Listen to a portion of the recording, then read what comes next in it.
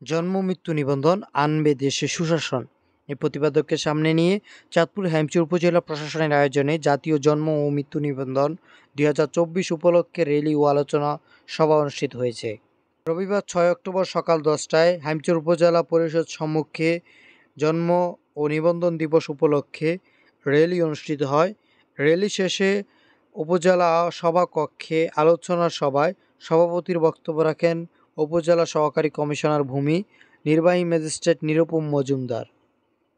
আলোচনা সভায় আরও বক্তব্য রাখেন হ্যামচর উপজেলা মৎস্য অফিসার নীলকমল এর দায়িত্বপ্রাপ্ত প্রশাসনিক কর্মকর্তা মোহাম্মদ মাহবুব রশিদ, উপজেলা সহকারী শিক্ষা অফিসার মোহাম্মদ মিজানুর রহমান, হ্যামচর ইউনিয়ন পরিষদ চেয়ারম্যান মোহাম্মদ জুলফিকার আলী জুলহাস সরকার, ১ নং গাজীপুর ইউনিয়ন পরিষদের সচিব নির্মল কৃষ্ণ পাল, ২ নং উত্তরালগি ইউনিয়ন পরিষদের সচিব মোহাম্মদ আজহারুল ইসলাম, চরবরবি ইউনিয়ন পরিষদের সচিব মোহাম্মদ জসিমউদ্দিন রনি, নীলকমল ইউনিয়ন পরিষদের ভারপ্রাপ্ত সচিব রিয়াদ পাটোয়ারি সহ বিভিন্ন দপ্তরের কর্মকর্তাবৃন্দ।